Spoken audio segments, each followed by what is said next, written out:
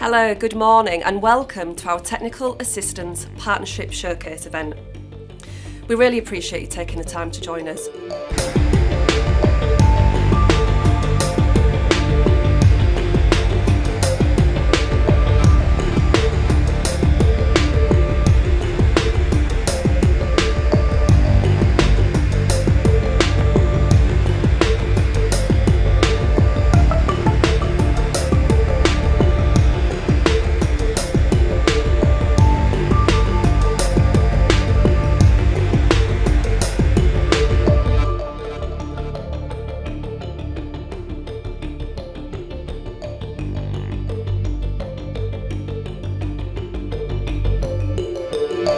We're here today to share with you the success of the Technical Assistance Partnership and the many projects that we've supported in the York, North Yorkshire and Humber area. In doing so, we will be sharing the experiences and hearing firsthand from a range of projects that have accessed European Structural and Investment Funds, ESIF, with the help of the partnership. Over the next 90 minutes, you'll be hearing from a range of public, private and community-based initiatives, all with the same overall purpose of increasing social and economic prosperity across the area. I'm now going to hand over to Laura Barley, Business Programme Manager from the Hull and East Yorkshire Local Enterprise Partnership.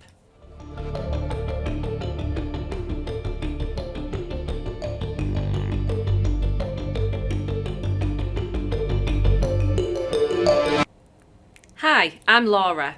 I'm going to take you back to where it all began. The European Structural and Investment Funds programme started in 2013 with the development of ESIF strategies in York, North Yorkshire and the Humber.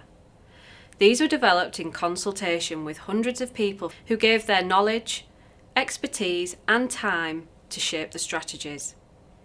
They set out how over £200 million of European investment would be deployed in the area across a range of thematic objectives and 3 discrete funding streams: the European Regional Development Fund, European Social Fund and the European Agricultural Fund for Rural Development. These investments have enabled a range of projects and programmes to be brought forward that support innovation and business growth, contribute to reducing carbon emissions, reduce flood risk and support people to access employment opportunities and develop their skills.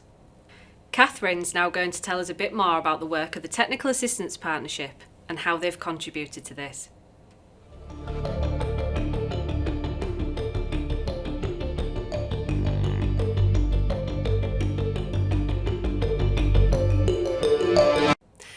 TAP was created in 2015 in response to a call for ESF and ERDF technical assistance under the ESIF programme.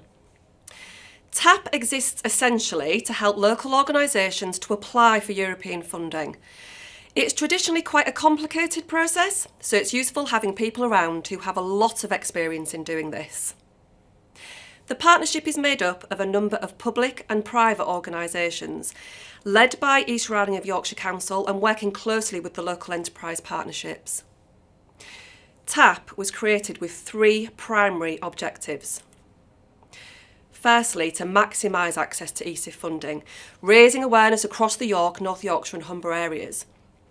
Secondly, to deliver technical assistance in the form of one-to-one support, one-to-many publicity events and capacity building workshops in order to bring forward quality project applications. And finally, to develop partnerships that support this. Let's hear about this in more detail. TAP was initially delivered through a unique partnership consisting of 2 LEP areas, 5 local authorities, 2 higher educational institutions, 4 further educational institutions, 4 companies limited by guarantee as well as charities. ESF had 13 delivery partners. 27 applications supported by TAP, of which 24 TAP supported applications were approved. ERDF had 11 delivery partners. 82 applications supported by TAP, of which 56 TAP supported applications were approved. working with hundreds of businesses involving over 1,000 people. TAP were able to work with local organisations to navigate through the complexities of the funding, transferring key skills and knowledge to those organisations and therefore building the capacity for them to make their applications and future funding applications forward. People and businesses being equipped with both the skills and confidence to act on future opportunities and successfully secure funds in the future as a result of the support and mentoring they have received from the Technical Assistance Partnership. Out of over 100 project applications supported by TAP, 75% of these were approved across both the ERDF and ESF funding streams. Over 1,000 people attended events hosted by TAP. These ranged from initial dissemination events where TAP were able to communicate the current calls to projects, therefore helping people to make a more informed decision about whether or not to take their application for funding forward, and to aid with networking opportunities at an early stage. Support was also provided to potential applicants, including funding specific workshops, project application surgeries and brokerage events. Specific workshops were held which helped to upskill individuals and organisations, enabling them to hit the ground running at the very outset of their project. Subjects included compliance, audit, procurement and other technical areas of the funding. Over 600 people attended these workshops, 89% of which found the training extremely useful. TAP were on hand at every step of the process, providing one-to-one support to project applicants and project surgeries, which enabled a more in-depth look at their proposed project and associated application. Brokerage events were also facilitated by the partnership. These help bring organisations together to find out about the funding opportunities in more detail and share ideas in a more focused forum. This encouraged partnerships to develop and collaborate together to apply for the funding. The overwhelming consensus has been that the TAP model works well in providing technical assistance support to all of the projects. Here are some of the positive feedback received from the events and training workshops. The real-life projects are how we get the message across. Excellent. Good event, well organised. Excellent event. Great to see how programme delivery is making a difference across the whole region. Well done TAP on all your hard work. Communicating the benefits of EU funding and outreach work needs to happen more. Thanks, Andy. We're now going to hear about different projects from around the region who have benefited from our support, covering the thematic areas mentioned earlier by Laura. First off, we're going to look at a number of projects that have made a positive impact on our environment, starting in Bridlington.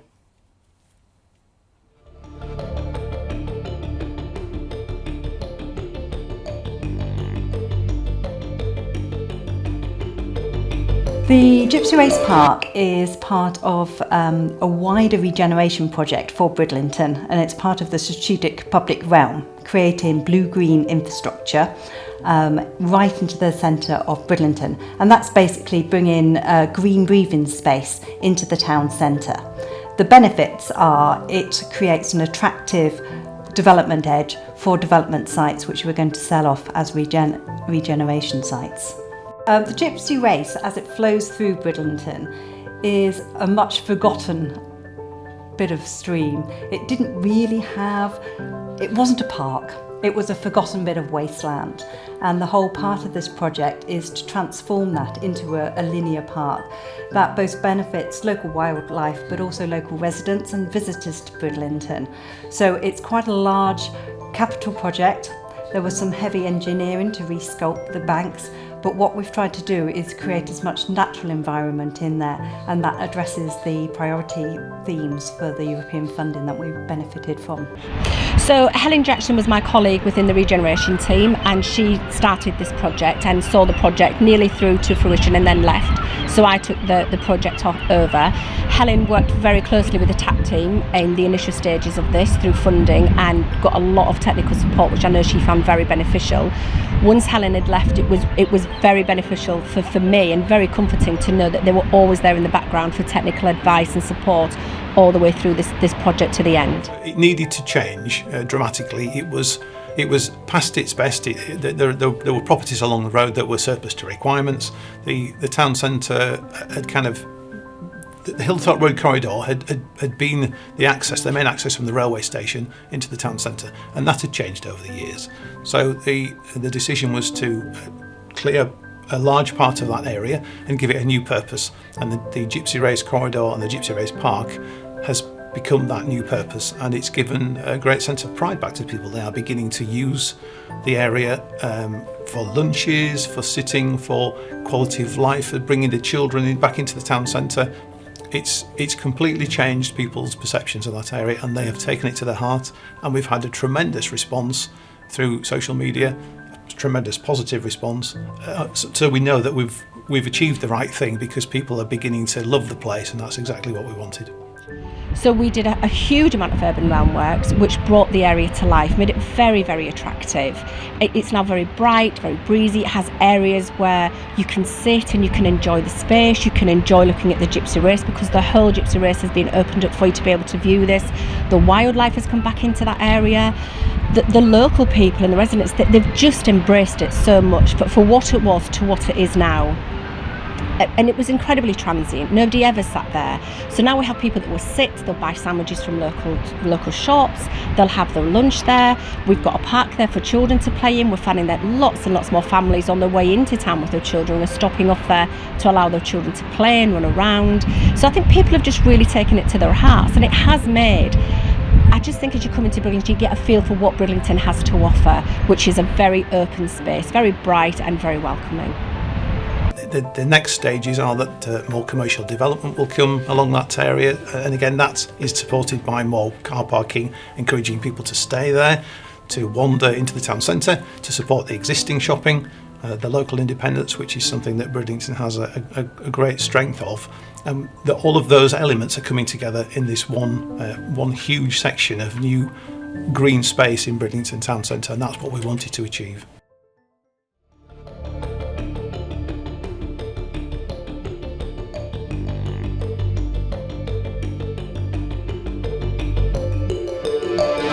Well, Hessle and Hull and the East Riding are severely at risk from flood from tidal surge events, which are rare but cause a great deal of damage. So obviously the council is very keen that we protect the people of the county, and so we look to get some funding to be able to place projects in place to prevent flooding in areas that were at risk.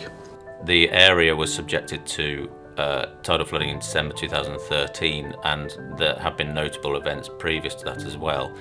It's become obvious that tidal flooding is going to become more of an issue as climate change takes hold and sea levels rise, and there are a significant number of properties at risk of that unless we did something about it. So Hessle Foreshore Tide Event Scheme has been developed in order to address that problem and alleviate flooding to circa 4,500 properties. The flood risk strategy team at East Riding of Yorkshire Council takes a strategic overview of flood and coastal risk management in the East Riding. So on this project in particular, we work together to bring funding from multiple funding sources, which was one of the main successes of the project. Well, the TAP team have worked with us right the way throughout the scheme, and various schemes in fact, and their work is quite invaluable really, because they help us go for the funding and actually get it. We do hold a number of public exhibitions, public consultations in the development of a project, and this is one of those instances. We held 4 in the run-up to the construction and the development of the design, where we get people's input. Members of the public tend to come to these and spill all about their experiences of flooding in the area. Not only is that great for reassuring us that we're doing the right thing, the intervention that we're designing is addressing the issue that exists, but it also, personally and for the rest of the team, lets us know that we're doing a great thing here. We're reducing flood risk to thousands of properties, which not only does that have a monetary impact on those properties, but it's the well-being of the people that live there or use those properties for day-to-day or for living or for work or for whatever. It's a good feeling. Funders have fairly stringent audit processes to make sure that their fund is getting delivered in the right place, and so the TAP team help us work through those audit processes and make sure that we don't fall foul of any issues there, and help us sort of sustain the funding throughout the project so that we can actually deliver the schemes. So once the project is complete, it's designed to reduce flood risk to a 1 in 200 year standard of protection over a 50-year period. So inbuilt into the infrastructure now is enough height to account for climate change over the next, and sea level rise over the next 50 years. So the TAP team work to support all European funded projects. So the council's delivered a number of projects in the past. So one of the things that we could use on this project was the lessons learned from previous projects through the workshops that we'd attended for the TAP team, whether that be on procurement issues, branding and publicity, or sort of document retention. They have a wide variety of workshops that they make available to people who work on projects of this nature. I think early intervention with the TAP team, get an understanding of what's required for the funding applications, the outcomes of, are the big thing that the funders require, and it's tailoring the scheme to fit those outcomes really. Any times throughout the project, I just pick up the phone and call a member of the TAP team for a bit of advice, and they're more than happy to help on that basis, or I might send them a quick email, and likewise they'll be more than happy to help me out. This scheme is split into 3 sections, the most prominent of which is at Cliff Road in Hesel, just under the Humber Bridge there. It's an area which is very popular with visitors, walkers, cyclists, bird watchers and the like. So we've had to be careful to make our infrastructure fit in, which is why we've chosen a glass wall effectively down there, so we don't destroy the vista. It's a nice place to live. The locals don't want a big concrete monstrosity in front of their front doors. So yeah, we've created something which does what we need it to do and fits in well with the surroundings. It's coming on nicely at the moment, and it's soon to be finished, and yeah, we're pleased with the look. It gives me great pride to be involved with something like this. I mean, it's did for 100 years or so, if not longer, and it will protect an awful lot of people in the area, so they can rest in their beds.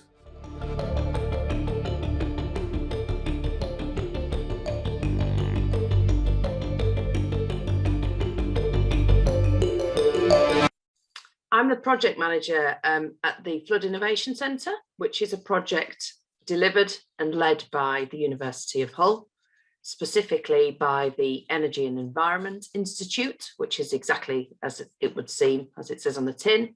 So that's a research institute based at the university that was established in 2017, 2018, and now has over 160 researchers working in energy and the environment and climate resilience.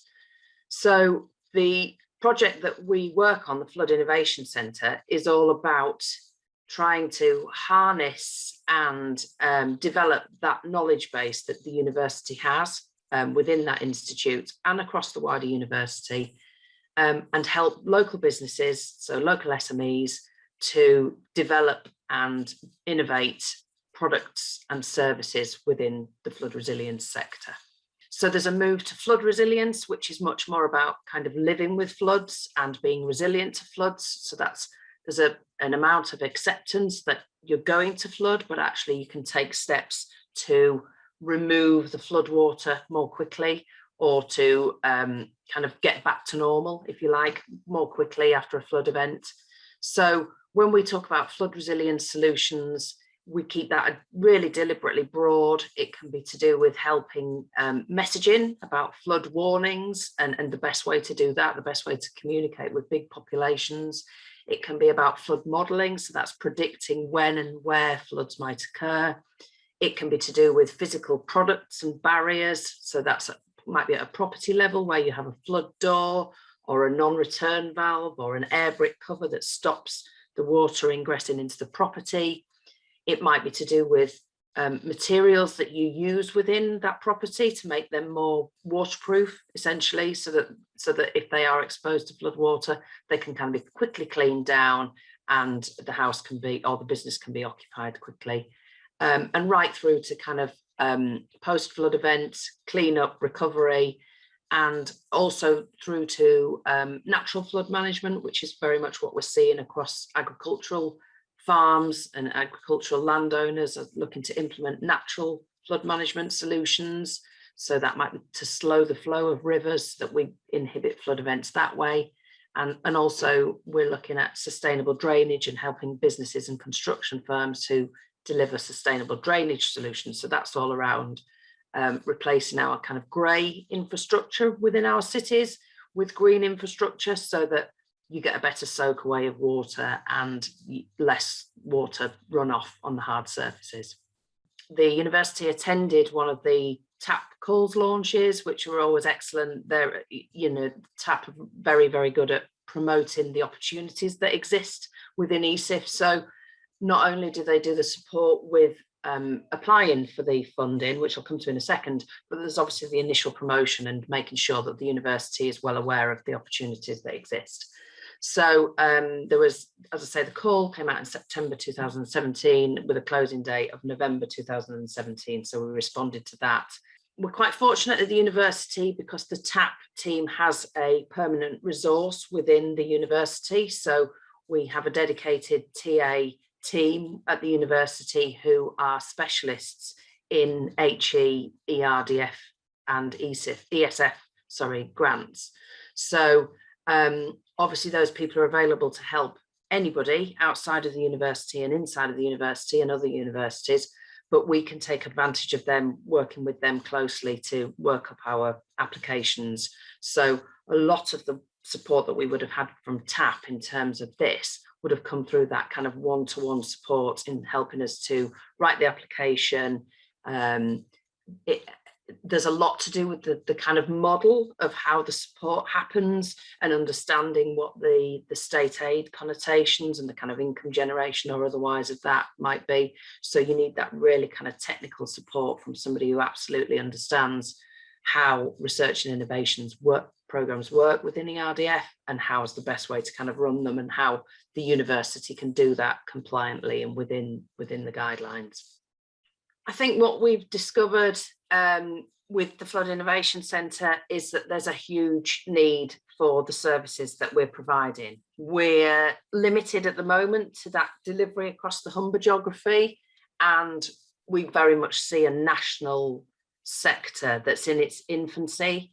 So we would be looking as any kind of legacy arrangements as what we do to try and broaden out this service to a national audience, so that we're not limited by geographical scope in terms of the businesses we can support.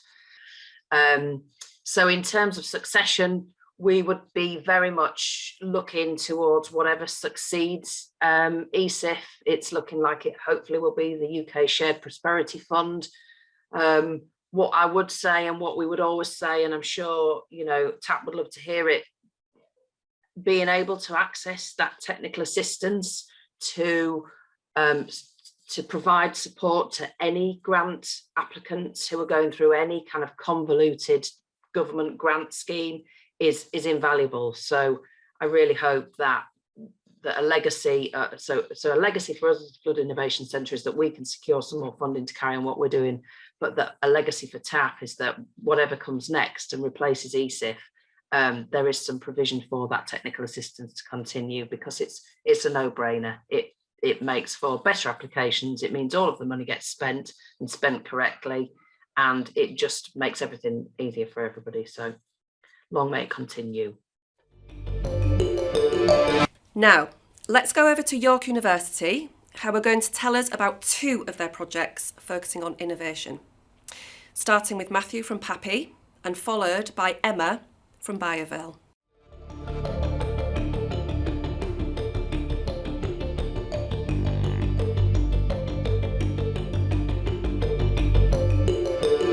Hi everyone. I'll go into a little bit of history about the PAPI project. So PAPI is an innovation grant scheme that is designed to support local businesses in the York, North Yorkshire and East Riding region, and it's operated by the University of York. At the time, the university was really looking to work closer with some of the smaller businesses in the region and reach out and try and support the region in a more active way. PAPI was a solution. We offer innovation grants of up to £20,000 to help businesses create new products. The grant itself, it's used as to pay for capital equipment, which is really at the end of the innovation process when a business is looking to bring their new product into production. So the ERDF funding that we've accessed arrived several years ago. The project did take a few years to become established, but now the PAPI brand is extremely well known throughout the region, and it's proven to be a very popular source of support. As with any form of European funding, there is some inherent risk on the organisation that is delivering the funding and the project. That is where the TAP team prove invaluable. They are a critical friend that we can call upon if we have any questions or queries. Anyone that's familiar with delivering European funding know that the guidance can be extremely complicated and subject to frequent change. If we have any queries or something that we're not quite sure about, we know that the TAP team is always there in the background with that collective knowledge of having supported all the other projects in the region. And that is a massive sort of insurance policy for us and a great sense of comfort.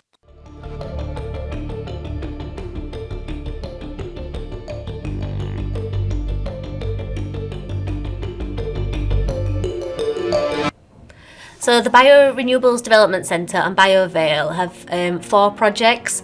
They're the Bioeconomy Growth Programme, the Anaerobic Digestion Circular Economy Project and the Biobase Business Park project. So there are 4 projects there that we've been awarded to look at the bioeconomy, so looking at helping businesses in the local region, SMEs that are working with renewable materials.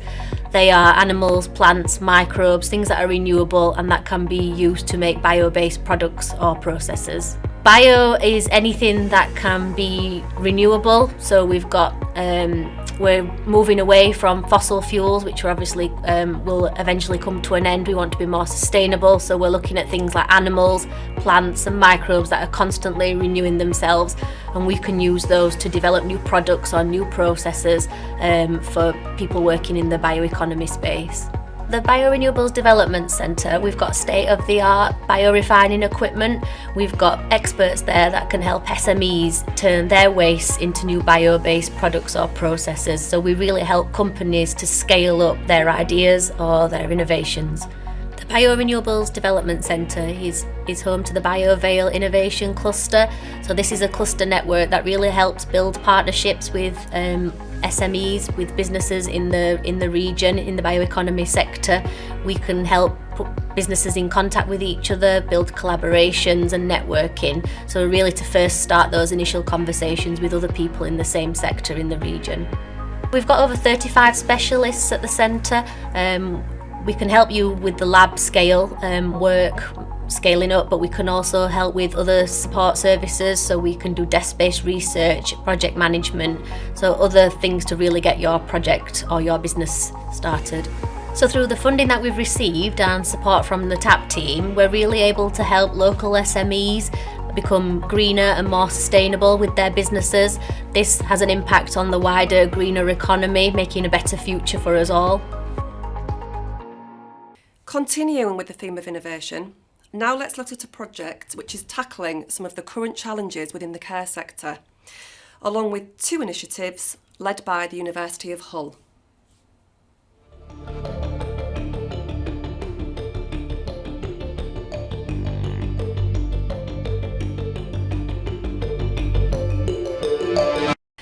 The programme is a match-funded European Regional Development Fund programme.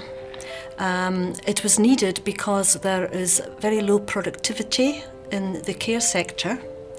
There are issues in some respects about the quality in the care sector. and the overall sustainability of certain parts of the care sector. Adult social care in particular is a sector that has a huge number of challenges to face. So it's got challenges around financial sustainability, about recruiting and retaining a skilled workforce, and about providing high quality care to a population that's got increasingly complex needs. So some types of technology really support productivity. And when I say productivity, I don't mean that you can do it with fewer staff under regulation. A care home, for example, has to have a set number of staff to meet the needs of that care home. But it can mean that the staff can give more time to the individual residents within the home, so they can support better quality care. They can be stimulating the residents. There's so much technology out there that can support stimulation, like magic tables. Looking at how we would work forward, we asked the University of Hull, who is our delivery partner, to research what is under new to business, what is out there already, what needs are there, what gaps are there, that we actually need to look at working with developers to create that system, that product that could support an objectives.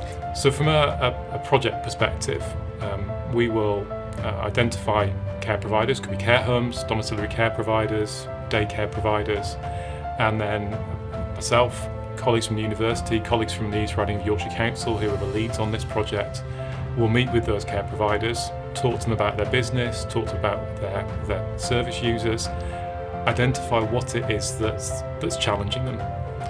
And that could be workforce, it could be finances, it could be infrastructure, it could be a lack of technology available to their workforce. And then we'll offer them the opportunity to talk about their needs and to talk about what they think will make things better. We knew investment was needed in the social care sector, and we were able to get the agreement that we would apply to the ERDF for research and innovation funding for the social care sector. So that's really how it came about. And it came about through the TAP team advising us of that call. And they have been hugely helpful, I have to say, in supporting us to make that application. So we put in the initial application, and it was agreed that we could move forward to the full application around December of 2019. And the TAP team are fantastically helpful in getting that application ongoing, and our full application was agreed in December 2020. Of course, we're having to interpret all of the ERDF jargon, complexity, regulations, which come in triplicate and which really are incredibly difficult to understand at times, to interpret. And again, TAP has really supported us to interpret the legislation. We've worked with those care providers and we've helped them identify what they think they need. They'll put in an application for funding to procure that particular product, that particular service. And the range of what they can apply for grant funding for is really broad. So it could be something related purely to infrastructure. So it could be around a new call bell system for a care home, for example. It could be that they want to introduce a new e-rostering tool to organise their workforce more effectively. Or it could go right to products which really meet the needs of their service users. So reminiscence therapy, medication management, remote monitoring of health and well-being. As long as they can identify how those particular products will help with their sustainability, their productivity and the quality of the care that they provide. We've got people who are interested in specific things for their service users to help with reminiscence, to help with their day-to-day activities. So magic tables are one example where you get a series of activities projected onto a table and people can interact with those. I mean, promoting people's independence really is a big thing, and like you said, the doors is a big thing for us here because the big heavy fire doors, people tend to struggle to open them. It would help residents obviously maintain their independence so that they could access wherever they wanted to throughout the home. Obviously it'd be a big thing for infection control, touching surfaces, it'd reduce people touch contact surfaces, it'd reduce skin tears and falls because obviously people won't be fighting with the frame to get through and trying to open the door and hold the door to get through. I'd thought about some like inflatable clothing, particularly trousers for the lower half of the body. People's got quite a bit of fear of falling, etc. And there's obviously lots of things that we can do, but we're thinking of technology helping us really. That if trousers could inflate, lower the impact of when people fall, either stop them falling altogether. And these drinking cups are designed to kind of promote people's independence really and dignity. So it just kind of gently reminds them to have a drink. So it's got like a little light at the end of the cup. So it might flash every 10-15 minutes or so, and you can set it. And it has a voiceover as well, which recorded one of our own voices, just to remind people just to have a drink before maybe their tea goes cold. So we have actually got two in place, and we've seen a 50% increase in fluid intake in these particular residents, which is fantastic. When you're introducing technologies into adult social care, it needs to be led by the needs of that organisation. There's no point just trying to buy the shiniest new app or the shiniest new piece of equipment and then trying to implement it. You have to identify what it is that you need and what it is you're trying to achieve, and then looking for the right technology for the right place at the right time. We will have, as a minimum, 74 of our care providers with technology that will support them to be more sustainable going forward, to support them to give better quality to their people that they support, which will support the families to know that their loved one is well cared for.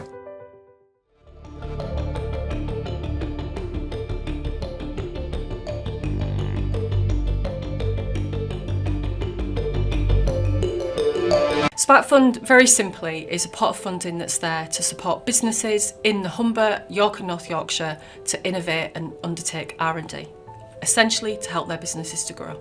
We work with each business on an individual basis, so it's whatever innovation they need to do, rather than it being a sort of formulaic, predefined thing. Every single project that we've supported in Spark Fund is different. They come to us and say they have either got a challenge within their business that they need to overcome, or they believe there's an opportunity in the market that they want to make the most of and seek as an opportunity. So they come to us for us to help them scope their idea out, to really think it through. We act as a critical friend. So they're in a consultancy role. My team kind of roll the sleeves up and get the hands dirty with the business. They really get to understand what that business needs, what their drivers are, what their challenges are, what the market is that they're operating in. And they may come up with an idea that the business thinks is absolutely wonderful, but actually the market's not going to accept it. And we're there sometimes to give a difficult message. But if the project that they've got in mind is really critical to take their business forward, we help them to define it and scope it. We help them apply for the funding. So Spark Fund's unusual in that respect. It's a big pot of money that comes from Europe that's managed by the University of Hull. But actually the university and the Spark Fund team, we don't make the decision about who gets the funding. We've got a very clear separation between my team and that decision. And that decision is made by an independent panel of specialists essentially in their field who work for the project in a volunteer capacity to assess those projects. So because of that separation, we can work with each business really individually and help them scope and craft their grant application. So when it goes to that panel for assessment, it's the best it can possibly be. It's clearly defined, the impact and the outcomes and the long-term benefit for the business is clearly stated. Chopsticks is a community benefit society, a social enterprise and an exempt charity. We're somewhat rare and unique in that we provide supported work and day services for adults with learning disabilities and increasingly a range of adults with other disabilities. We provide employment, service, community outreach, and we do that from a busy industrial workshop in Northallerton, North Yorkshire. So in looking at our production processes, it became clear to us that there was an opportunity to innovate and introduce a new piece of equipment that would provide skills development for our range of clients, but that would also address some of the wood waste that we produce. Also, in our operations, we have a considerable amount of plastic. And we've been committed to reducing the amount of plastic that we use, and so we were looking to see how we could innovate and either replace the plastic or move on to a much more recyclable material. So one of the areas that we were looking at was the sawdust waste, and we thought that a new machine to produce another form of wood fuel for us, an eco briquette, could work very well. We tested the market, we checked with our suppliers and potential new customers as well, as to see whether it would be something that would appeal to them. So the idea was, how could we take a piece of equipment, adapt it so that it would fit within the range of skills and capabilities of our clients, our work team members, whilst at the same time produce an eco briquette where there was no additives, no chemicals used in it. In doing that and exploring that in parallel with the packaging material that's used for the eco briquette, i.e. the plastic bag, we felt that we needed some technical professional help and research that could enable us to identify both the equipment and the new material for the bag. I have to say that the support from the team was particularly effective because they wanted to get to know us. They took interest in us, they took interest in our client, they took interest in what we were doing as a form of supported employment. So they really seemed to understand the whole process, from taking someone in as a new client through to developing their skills and as developing a new product. So the team brought an awful lot of expertise, understanding, customer focus to us, and an empathy, I think, that you don't always find, particularly in our sector. And I think that's what made the difference for us. We felt we were working in true partnership with us, with somebody that understood our clients and our organisational needs. Spark Funders programme includes 3 separate funding strands. So there's innovation vouchers, grants for research and development, and grants for research and development low carbon. And each has very different objectives. They can do very different things, but we can, in some cases, blend it together, so it's a project that sits across all 3 strands. And the beauty there is that there's 3 pots of funding, which means businesses from Spark Fund can apply for and secure 3 separate grants. So in that very early stage of the project being kind of prescribed through the procurement process that happens as part of the bidding and tendering application process, the TAP team are hugely important in that part of the project development and the life cycle. So Flex Health is a physiotherapy company. We see both private patients and NHS patients. We see musculoskeletal conditions, so your normal conditions that you would relate to physiotherapy, back pain, sports injuries. But we also specialise in neurological conditions, so stroke, MS, Parkinson's, spinal injuries. And then more recently, and linked to the Spark Fund, we started a paediatric service, so looking after children and young adults that specifically need a lot of care and support to develop and help them develop through life. Being based on the campus, I was just happened to be in and around the university, and I'd seen some information on the Spark Fund. I'd previously gone down a funding avenue and not had a particularly pleasant experience with it, so it put me off grant funding. But I decided to get in touch with them both for Flex Health and Physio Buddy, my other company, and was very quickly introduced to Paul, who's one of the advisors there, and we just started to scope out what the projects looked like, what the aims and ambitions were of the projects, and we worked through the entire process together, and it was superb. Now run until June 2023. It's gone from having an overall project value of just under 10 million to having an overall project value of just over 18 million. So it's a significant level of funding into the region, and the vast majority of that funding goes out to businesses as grants. And because we're set up and we've got the team established, any additional money that comes in just goes straight through to the grants pot, essentially, because there's no additional cost. So that's great, and we're certainly seeing, now that the clarifications there around the impact of Brexit, and businesses are starting to see us coming out of the pandemic, and we're there and we're primed and we've got the time, we've got the confidence to say to companies, we can still support your project. We've got enough time to scope it, to do it the way that we would ordinarily work, get it through the grant application process and support them through the next stage of the project, because critically, Spark Fund just doesn't give the grant and then say thanks very much, let us know when you want your money. We support them for the full life cycle.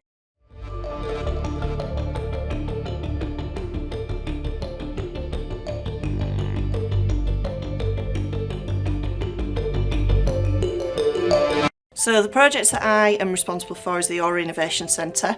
That's part capital funding and part revenue funding. So the capital supported the build of the Aura Innovation Centre itself and the fit out and the dressing, etc. And the revenue part is to support the small business community with innovation and progress of their ideas where new technology is around for reducing carbon from products, processes, services, in any form at all. Specifically what we've been doing is utilising the expertise of the academics that we've got in the university, and we've got a whole range of academic expertise that are incredible at what they do. And so we're linking up between business and the academic expertise to put these people together to be able to solve problems. So it could be a business that comes in with an idea, it could be a business that's already got an idea, or they have a product that they need a prototype developing for. They might want to do some proof of market, they might want to do proof of concept, and we can help with that between our facility at the Aura Innovation Centre and on campus, with the academic expertise kind of overlaid over that. Florion has a bioplastic technology. A bioplastic is a plastic that performs in the same way as traditional plastics that are made from oil or fossil fuels. The big difference is Florion is made of plants. It has 6 or 7 times lower carbon footprint and is fully recyclable and compostable. Moving into the Aura Centre was a fantastic opportunity to be able to network with similar like-minded companies operating in similar sectors, sustainability, low carbon footprint. Everything about the Aura Centre has brought benefits to Florion. Our ability to work with some of the leading academics in the country from Hull University, and our ability to network with like-minded companies was the principal reason we made that decision. As a technology company, we find that in order to achieve certification and validation for our technology, what we've had to do is we operate on a global basis. You know, companies that are interested in our material and our science literally could be based in Asia and America and the rest of Europe. What we're now finding is that we've had to outsource testing to different parts of the world wherever that interest has come from. Now we have the ability to validate our technology with the amazing testing facilities within the Aura Innovation Centre. The TAP team were involved right from the start. So back in 2016, the TAP team were supporting the university with the application process. There's a colleague at the university who works in the TAP structure, who was supported by East Riding colleagues to be able to actually make the application successful. And there's a whole host of hoops and what have you that needs to be jumped through, and the TAP team applied their expertise to be able to support the university to be successful in their bid, which was awarded in 2017, and the project was underway in 2018. So I think, the TAP team have got some really unique expertise that have been built up over the years, supporting both internal projects to East Riding, but external projects as well, across Volcom sector, across the private sector and the public sector. So it's kind of that host of collective expertise that really does support applicants through all of the different hoops that need to be gotten through. As a facility, we have commercial targets. The commercial targets are designed to enable the Aura Innovation Centre to become sustainable, so it's an asset for the region over the next 15 years at least, but obviously also for the University of Hull as a legacy piece from both Greenport, because the centre was fortunate enough to receive some Greenport funding as well as the ERDF. So the legacy there is really to continue with the drive to net zero, supporting businesses, using our academic expertise and using the facility that we've got to be able to help businesses collaborate with each other, but also with industry and with academics to be able to help reduce carbon from all sorts of different sectors and the race to net zero. So I think, as a kind of a big up to the TAP team, we know that we've come out of Europe now. We know there's not going to be any more European funding rounds that will come out. There's a little bit of funding that's still available now, but going into the future, we've got the Levelling Up Fund, we've got the UK Shared Prosperity Fund, and others will come in. And I think if the TAP team can shift towards supporting applicants and bidders in those different funds, I think that's a fantastic legacy of what they've done over the last few years. Because prior to the TAP team, it was Humber Technical Assistance. So the team and the concept has been around for a long time, and it's proven absolutely its worth. So it really does need to carry on. We're now going to go over to North Yorkshire, where Marion Kempton will tell us about how they are decarbonising Skipton.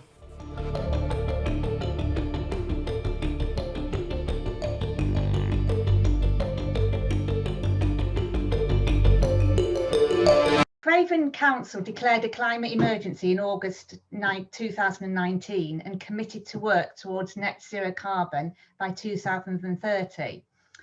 The grant means that Craven Council can reduce the carbon emissions from our buildings by 30% every year.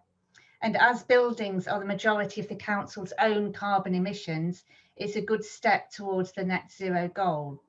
And we certainly wouldn't have achieved it without the grant. We also have a partner, Yorkshire Housing, and that means that 28 households will also be examples of low carbon refurbishment. So for the households, that includes insulation, solar panels and heat pump systems to heat the houses. In the council's buildings, includes heat pumps, insulation, controls, measuring the carbon emissions and solar panels.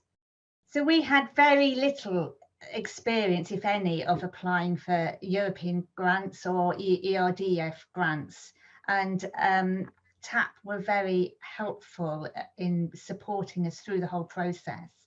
So the first thing we did was myself and a colleague went to a TAP workshop in York. And then as we went through the application process and filling in the application form, which was a very lengthy process, we had TAP on hand to answer any questions or queries or what do we do about this type questions. I mean, we're talking about a 70 to 80 page application form and about nearly 20 supporting documents. So it's really a really big commitment, as well as designing the project.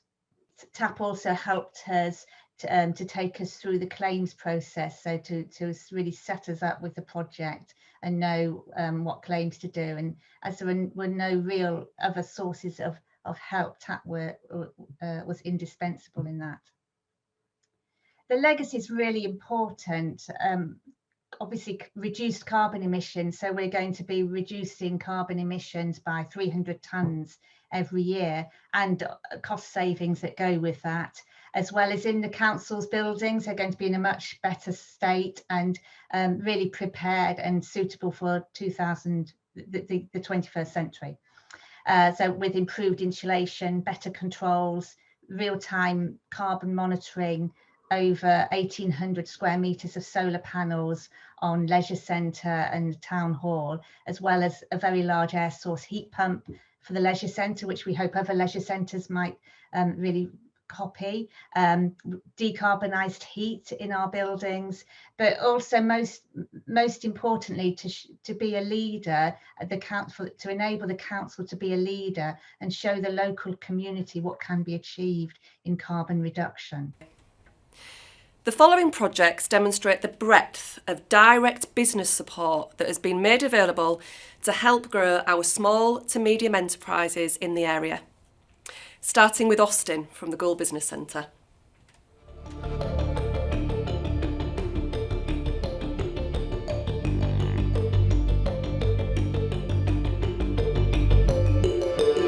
The Gould Business Centre as is wasn't custom built. We inherited it in 1996 and it's not really, it's fit for purpose for certain businesses, but it wouldn't attract high spec, high tech companies that we're looking for, who have obviously better rates of employment, better pay. Junction 36 is being developed out anyway, so we decided it would be a good location for a business centre. Additionally, after that, the Rail Village concept is now up and running, the Rail Village concept. So again, the business centre and innovation centre will act as a hub or a service centre, but we're hopefully going to attract supply chain, rail supply chain people, and also potentially innovation companies. The race has been designed on the back of Ergo, which was our project over in Hessel a couple of years ago. We've taken the structure and layout of Ergo because that works well. The conference facilities suit the size and the space that we've got, and we've replicated that over to Goole. Again, it's the same building but with a third floor, which we are looking to let out to the Siemens Mobility employees running that factory over there. With the Goole Business and Innovation Centre, we attended a call through the TAP team, explained what funding was available. We identified the Priority 3C, European Regional Development Fund, and bid for it with the help of TAP, and who helped us through the bidding process and also to set in motion all the finance, monitoring, state aid, various other elements that go towards a bid. We also used what we'd learned from TAP to put a bid into the Hull and East Yorkshire Local Enterprise Partnership for getting building funds, and we received £1 million from them and £1.5 million from ERDF. So it's financially in the council's interest to use the TAP team to access funding. So when we set off just to build a business centre, we didn't realise how far we would actually go, how much it would be a kind of key element in the wider development of Junction 36. Obviously there's a Siemens rail factory as well, but there's a whole host of other ideas. Birmingham University are very keen to bring in innovation, to bring in elements of rail manufacture and rail science. So it's a big bonus for us, and obviously the more high-tech, high-spec jobs we can bring into Goole, the more it makes the town and the area affluent as well, makes it attractive for investors. It's not just about creating jobs as a one-off. What we need to do is sustain those jobs, which is where our business support team come on board, where we work with those businesses to ensure that they grow within the building and grow outside of the space as well.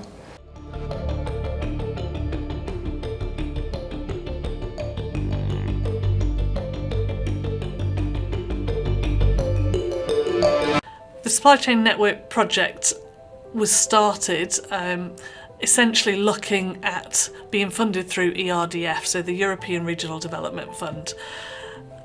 And essentially that project was born out of Greenport and a lot of the sort of infrastructure that was put into the Greenport project to really work with what we call OEMs and also SMEs to really build that local supply chain, build that local drive and knowledge in this area of what opportunities are out there, and basically connect the businesses with the opportunities and ultimately grow the economy in this region.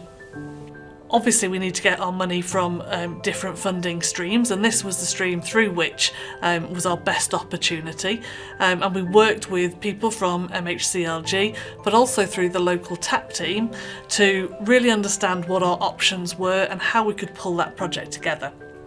So essentially looking at the ERDF guidelines, the project was created and the parameters of the project were constructed with the support of the TAP team to make sure that we were compliant with ERDF regulations, but also that we were satisfying the needs of the region in terms of what that project was striving to achieve.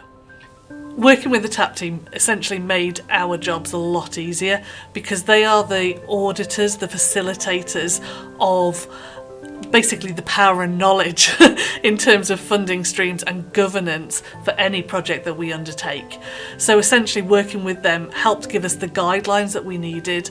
They're the resource, our stopgap, our sort of auditors, our checkers, to make sure that we are within the right parameters, that we were applying for this funding in the right way, that we'd written our project scope in the right way, and basically held our hand throughout that sort of initiation to make sure that we were doing the right things at the right time and make it successful. This project To my mind, and I came into this project probably 6 months to a year into the project, has only really just started. With the impact of COVID in terms of the amount of time we've had with businesses, we are really looking to drive that work further forward now and engage with far more businesses along the way. What does that mean? Well, that means for us that we are doing a lot more monitoring of businesses to see what outcomes and successes we can gain and achieve and support those businesses to grow and move forward. In some cases it's about rebuilding, some cases it's about diversification. The impact of Brexit, as we talked about, is impacting quite a few different businesses, so helping them with that change in approach, the change in terms of their structure and their infrastructure, how they deal with that. It's crucial to support this local economy.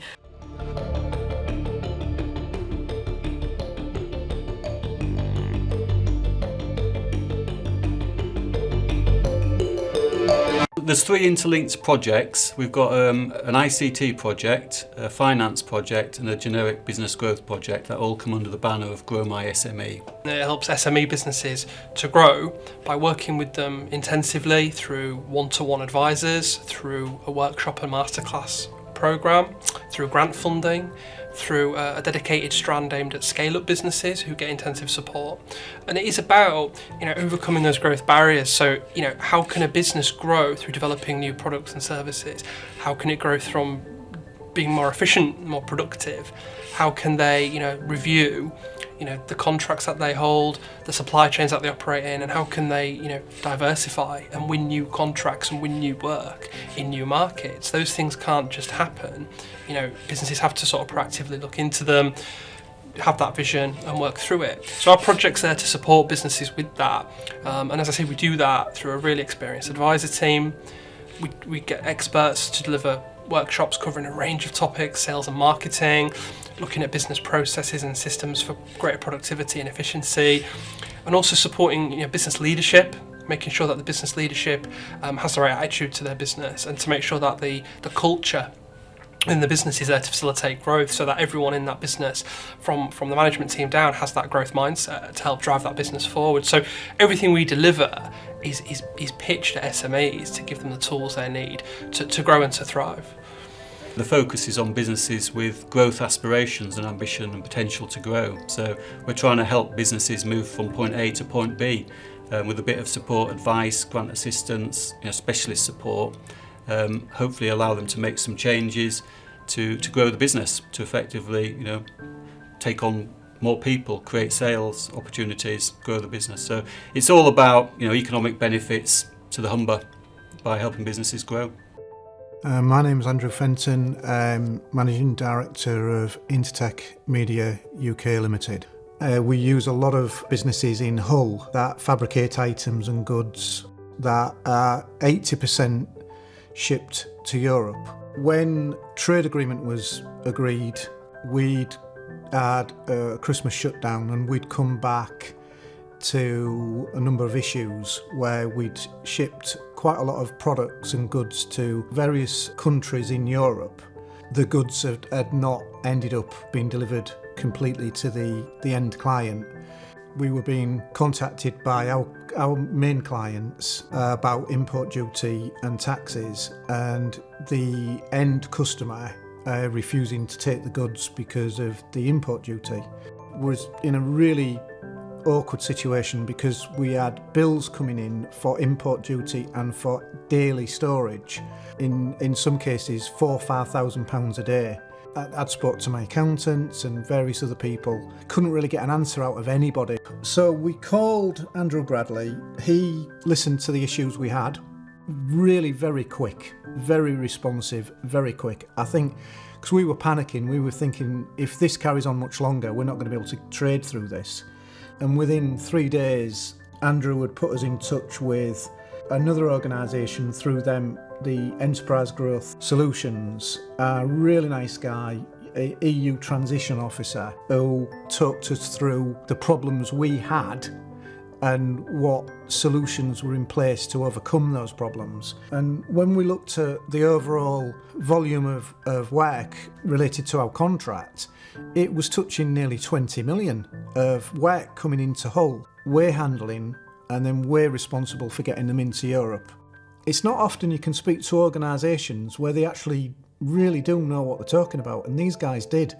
And what we were after was some form of a documentation to prove that there was no import duty.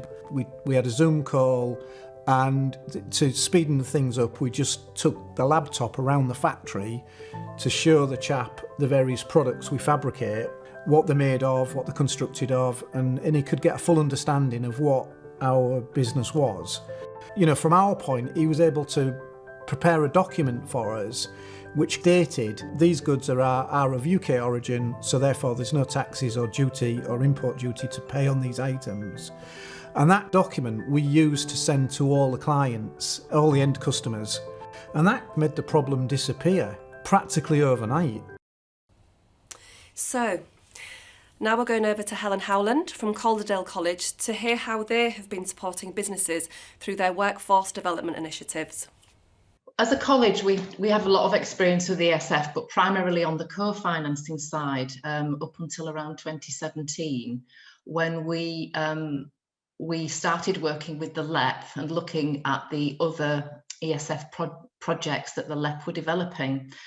Two of them at the time were a business scale-up programme, which is aimed at, it's essentially a leadership and management programme and consultancy for SMEs in the York, North Yorkshire and East Riding area. So that was one of them. And the other one was called the Specialist Skills Support Programme, and that had a myriad of components to it. It was a little bit like social inclusion meets business. So again, it was supporting SMEs, but it was or is has various strands such as supporting businesses working with the ageing workforce, encouraging businesses to take on graduates, supporting businesses to look at a wider recruitment pool, such as those with on in-work benefits, etc. Supporting women in STEM, and so it's a really sort of diverse project, but primarily it's working with businesses and getting them to think about their HR practices as well, working with all those different diverse groups. So that's the Specialist Skills Support Programme. So it was those two programs, the Business Scale-Up Programme and Specialist Skills, that was, for us, it was a foray into the actual cost ESF as opposed to co-financing. And that's when we started looking for, or looking at support from the TAP team, basically, because it was a new experience for us. The LEP actually alerted us to the TAP team's work, which was really useful. And it was apparent that the TAP team were putting on a whole series of workshops to support applicants that were at different stages of the process, whether they were right at the beginning, whether they were writing an outline application or a full application, because back in 2017 it was a two-stage application process. But also there were finance and audit workshops, there were state aid workshops, cross-cutting themes workshops, procurement, all public branding and publicity. So we took full advantage of those, because although we'd had experience on the co-finance side previously, it was a very different sort of way of DWP as a funding body managed things quite differently, or so it seemed, on a direct cost project. So we felt as though we had a lot to learn. So not only myself, but various members of my team attended these workshops, and they were really useful to support us in our bid writing and understand how DWP might manage us as well, but also how to write the actual applications themselves, so the different components and what was acceptable. Obviously, they supported us with the guidance. They pinpointed us to the myriad of ESF guidance that there is. So there was a lot of reading involved. But apart from those workshops, there was also a follow-up service, really. If we had queries, we could go to people, and certainly my contacts, Kath Law, Dave Borrell, Pip Betts, Laura Harris as well. We had a really good support from a number of members of that team, so that was really useful to us. Now it's time to look at the work being delivered in our local communities. The following projects are delivering vital support in some of the most deprived areas in the region. Let's start by looking at the Hull CLLD programme.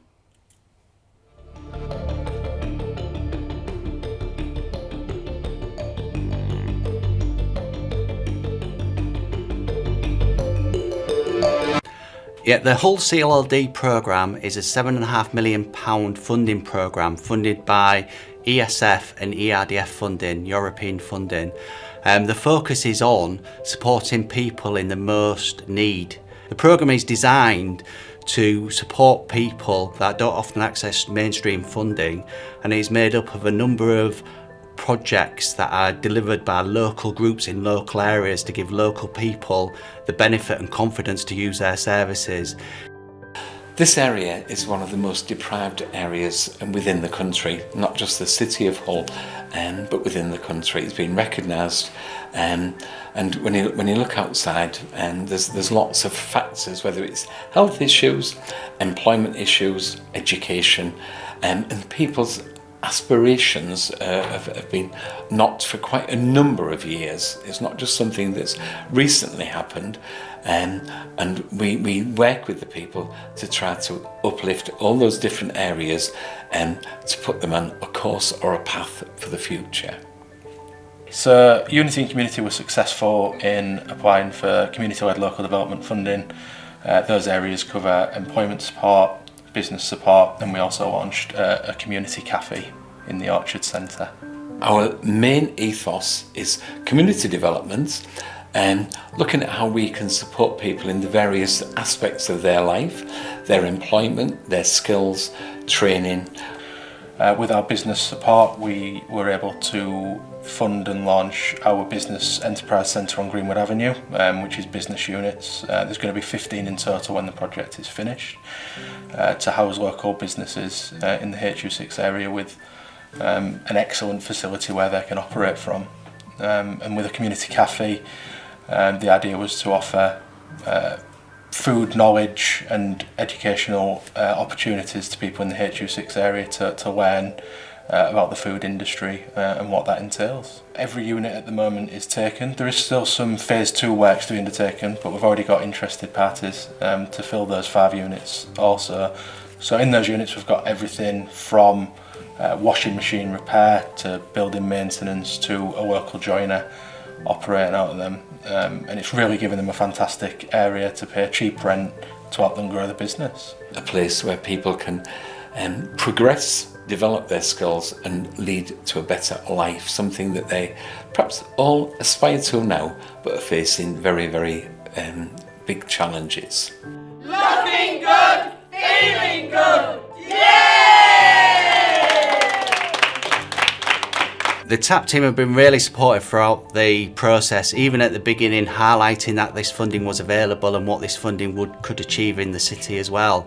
So right from the very beginning there was encouraging and sending details of this funding stream and how to be involved. We only applied for a very small amount of funding right at the beginning, you're talking less than £50,000, but we had to put together a lot of information, a lot of paperwork. It was the same level of paperwork that we had to complete for that small amount of money that we had to apply for the £7.5 million we did later. So there was a lot of work involved and support from TAP. And then once we'd achieved setting up a board, we then developed a strategy. It then went for approval, and once it'd been approved, we then had to apply for the money. So then we had to apply for £7.5 million to deliver the strategy, and then we had to go through the process again. That was with TAP's help and support and giving examples of what we needed to put in the applications.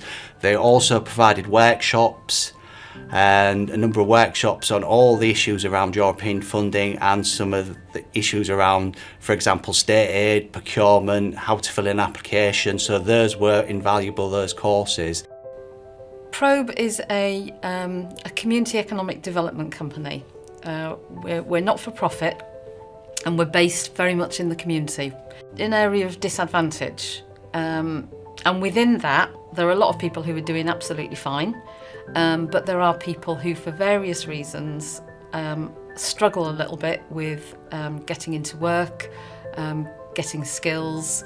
They've maybe had a difficult time at school, they've maybe have a complicated family background. All sorts of things can affect people. Things that we find, as well as a lack of skills and experience, is a lack of confidence in themselves. I first approached Probe as a client. I was very low in confidence, self-esteem, and I felt very socially isolated after being at home with my son for about 5 years. Once my son started school, I knew I had to do something, so I approached Probe because I knew that they helped with employment and training support.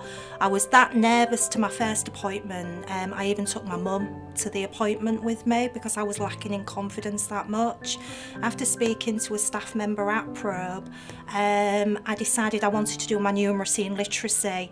I knew where I wanted to be in an office environment, but just wasn't sure how to get there. And I've now been with the company nearly 11 years. I'm one of the senior client advisors now. My boss has asked me about obviously progression with me being with the organisation, because the organisation itself is quite small, but I just love what we do, delivering to the local community. It's just so inspiring about working with clients that it's not just about getting them that job or getting them back into employment and seeing their confidence grow. A lot of our clients come back to us and just say how life has changed for them. You know, just not by getting the job, it's the knock-on effect of getting that job, them getting out and getting that social and not feeling socially isolated like myself back in the day, and the benefits of obviously earning their own money and how that can impact, you know what I mean, on their own lives as well. So I love my job 11 years later, and I'm really proud of what I've achieved really from starting out and being so low to where I am now, working for Probe. I love it. Absolutely love it. I think already across the programme we've already supported 1,000 people, and looking at the independent evaluation it shows that those people are gaining skills, increasing confidence, and the lessons that we've learned over the past we can implement for the remaining year of the programme to support even more people, so even more people benefit into and towards work.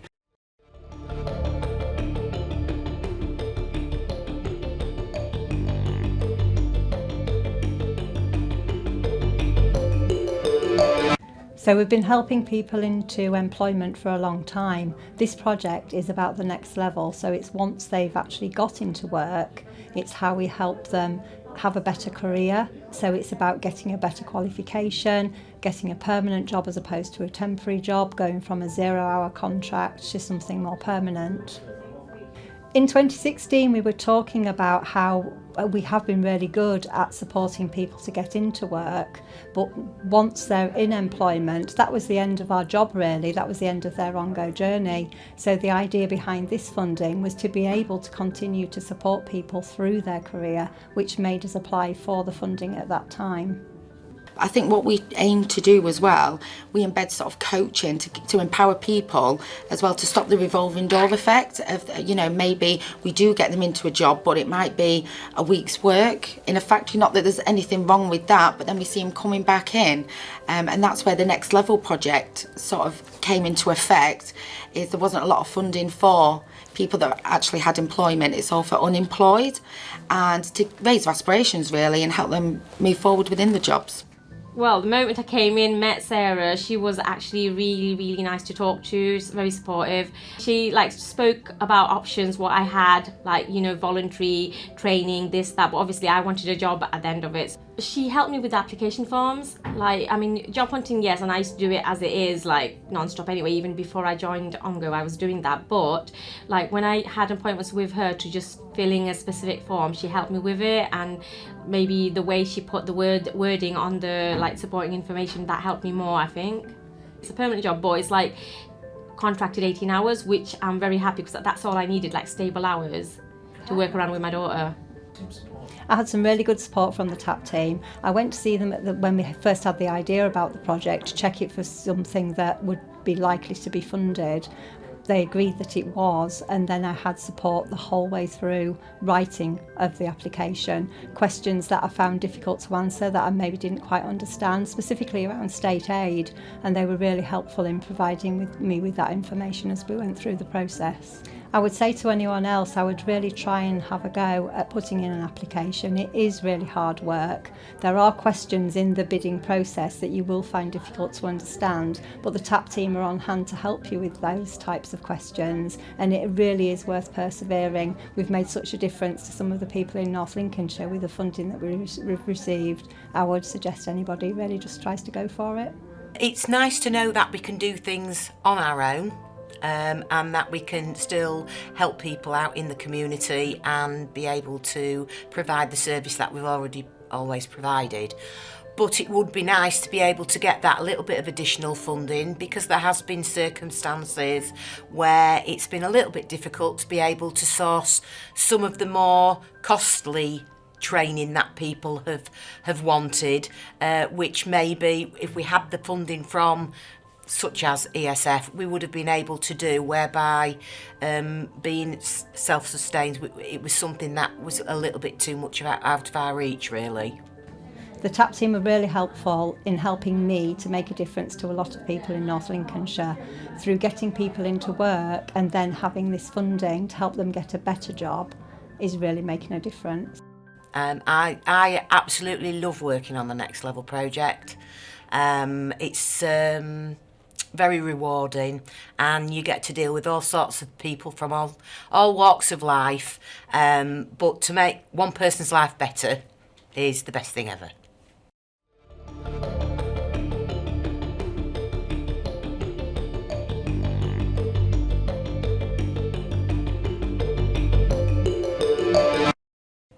I believe that if you believe in a person, it can be a revelation in their life that can turn their life around. It's for me, it's less about the support and what I can do for a person. It's about really sparking what's already in them and bringing alive that inner confidence that they're lacking through often no fault of their own. It might be social issues that they're facing that they had no control over. But having that person that is genuinely believing in you and supporting you step by step to go forward in life and achieve, your full potential, that's the essence of it. It's just about people and building positive relationships in the community in a non-judgmental way, to help people to, fulfill their potential, really.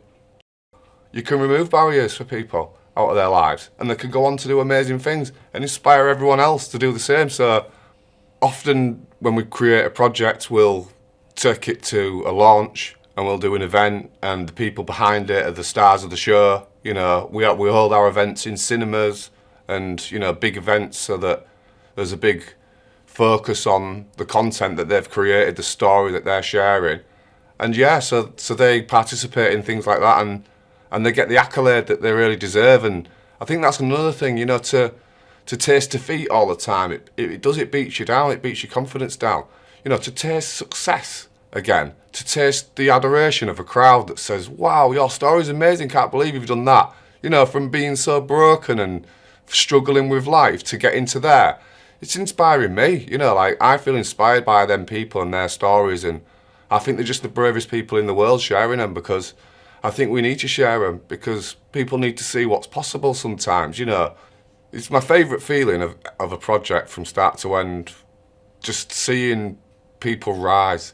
Seeing people get on that stage and be the person that's getting applauded, the person that's done something really good, that's spectacular, out of the ordinary, amazing, and it inspires as well professionals, because they remember why they went into that job and why they're doing that job, because they want to help people move forward and grow and become better and become bigger and believe in themselves. Belief is such a powerful tool. We all need self-belief, we all need confidence, and I think life sometimes knocks it out of you.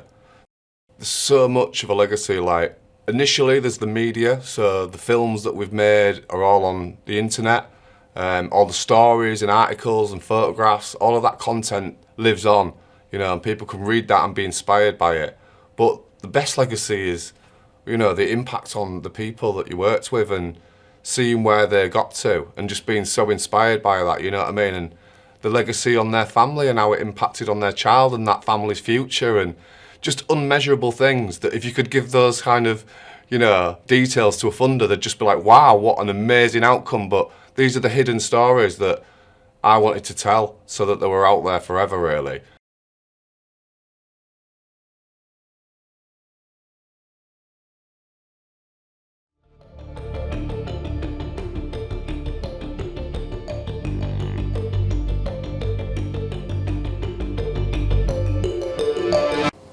We've heard from a diverse range of projects today, which have really showcased the impact of the programme. Finishing there with, I'm sure you'll agree, a really powerful story. The LEP and the Humber ESIF subcommittee, supported by TAP, has been very successful in committing its funding. We've also been ambitious in securing extra funding over and above our original allocation.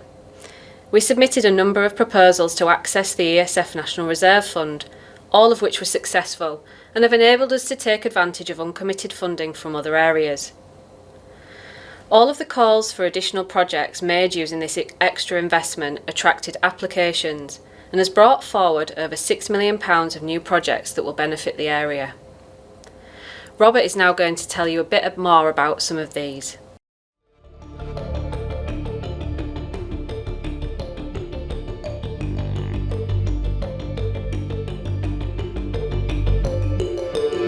Hi, I'm here to tell you about 4 new ESF projects starting this autumn.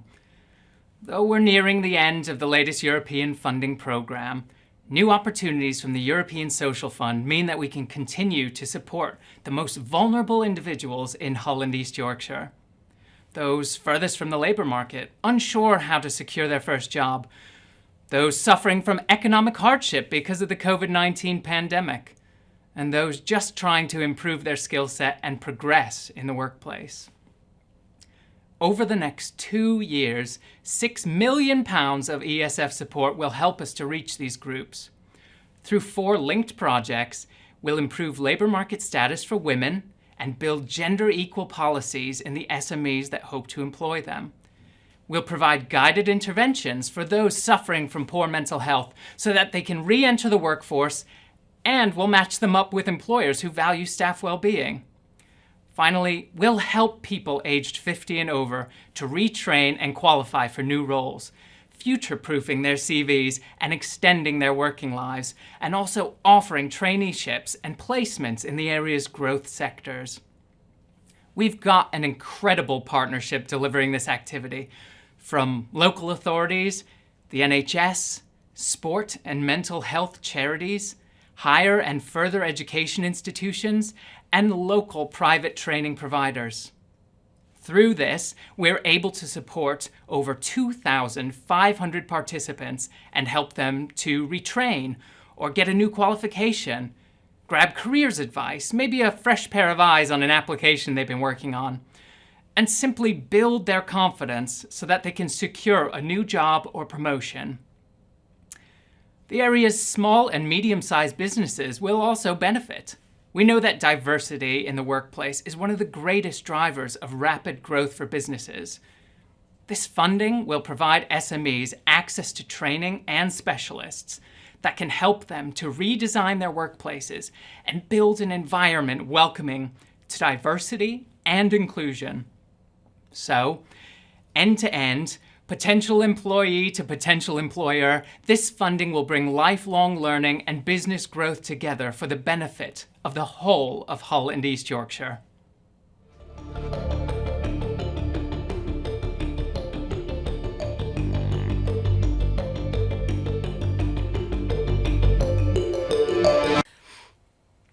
One of the key successes resulting from the ESIF programme and the work of TAP has been the strong partnerships between organisations, projects and people. This collaboration has enabled the region to flex and adapt in adverse social and economic circumstances, including the COVID-19 pandemic. Here, TAP were able to continue to support applicants and in some cases provide much needed technical assistance to projects that were already in delivery, which were being severely impacted by COVID-19.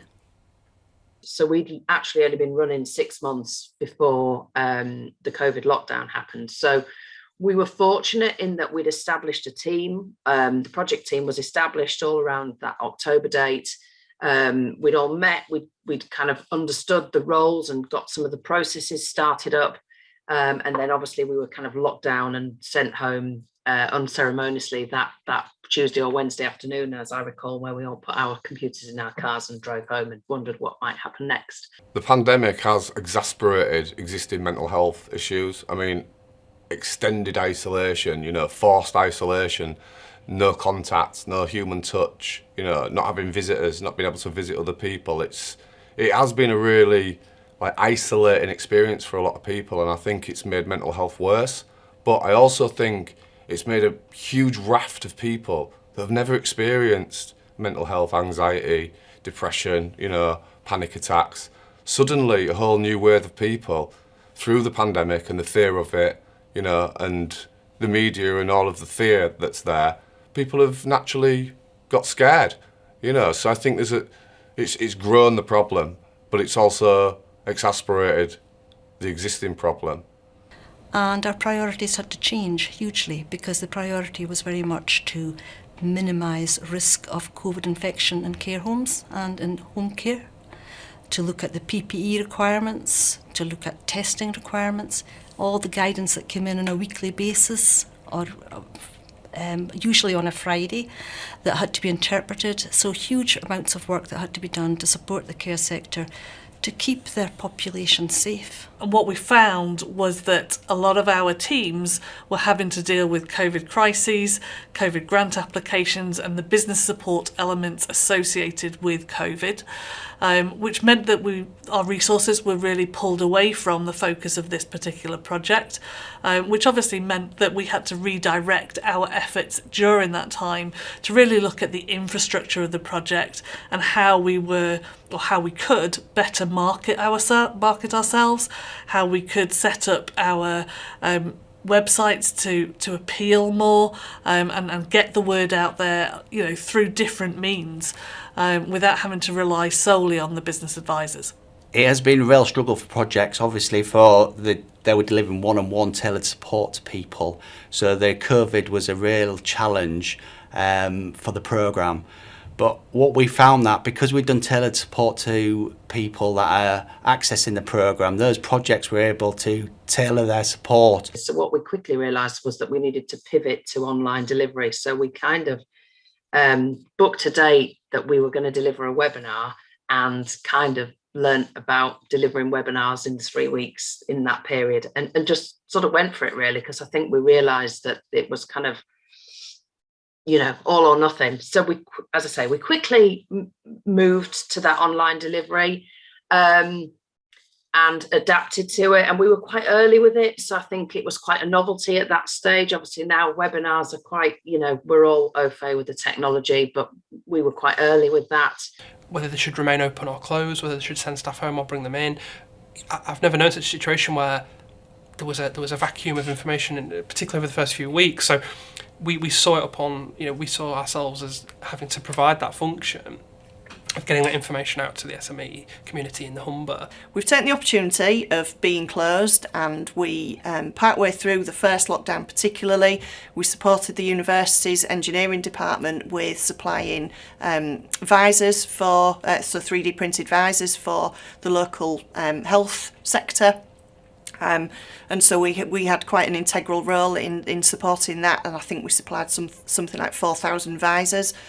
What this does reflect is the ingenuity and resilience of people and the collective drive to push forward and continue to provide support where it's been needed the most. Throughout this whole project, the partnership has gone from strength to strength. We are in a stronger position than ever, and it is now crucial that we continue to build on this as we move forward. I would now like to introduce Isabel Mills, Chair of the Humber ESIF Subcommittee. Everybody, welcome. This is the second one of these we've done. I think very strange circumstances with this done, but I'm really glad to be here, even if it's not in real life, just to give you a huge welcome and a huge thank you for everything everybody's done together over the whole of the ESF programme. It's always really great to hear from projects, and I think particularly the impact they have on people's lives. I think I remember saying quite clearly last time I was here that it's not that our projects have changed people's lives, but sometimes, in some cases, they've actually saved them. And I don't think that's too dramatic a claim to make. Why have these projects been successful? Well, I think it's true to say that they've been successful because of the commitment and the passion people have put into them. It is impossible not to be passionate about these kinds of projects, but it is impossible to ignore the fact that they are difficult to put together. You know, European funds are not without their complications, and we have been privileged to have benefited from the TAP support. It has made a huge difference, I think. And again, I don't think it's a silly claim to make that without the kind of support we have, we would neither have been able to get projects up and running, nor I think would we have been able to embed within the projects themselves the capacity to do more and think things through and actually build on what they've learned and be independent and take it forward. I think you can see from the projects that notion of collaboration, of partnership has been important. There's too much competition for funding, isn't there, even more going forward? And I think the notion of actually working together in a kind of win-win situation has been really important. It's also, I think, clear that European funds has still, through our programmes, been able to address local priorities. You've heard of programmes that probably wouldn't have had the same impact if they'd been on the Isle of Wight or the South Coast or wherever. They've mattered to the Humber. They've picked up on Humber issues. And I think that they've had that kind of really special specificity about it being the Humber, and that's important too. And that's because the people who have supported them know their patch. I don't like the expression boots on the ground, but they have had boots on the ground, and they've known for years what it means to run a Humber project, what it means to work with Humber people. So I think these local priorities and what matters has been important. I think the fact that you've had people, named people you can pick up the phone to say, I can't do this bit, help me, has been important. But I think particularly the notion of people working together, all wanting the same successful outcome, has been crucial. We didn't know what the future was going to look like at the end of 2019. I think we know what the future is going to look like even less now, post-pandemic. But I think we do know one or two things that I think we need to push all the time at all levels going forward.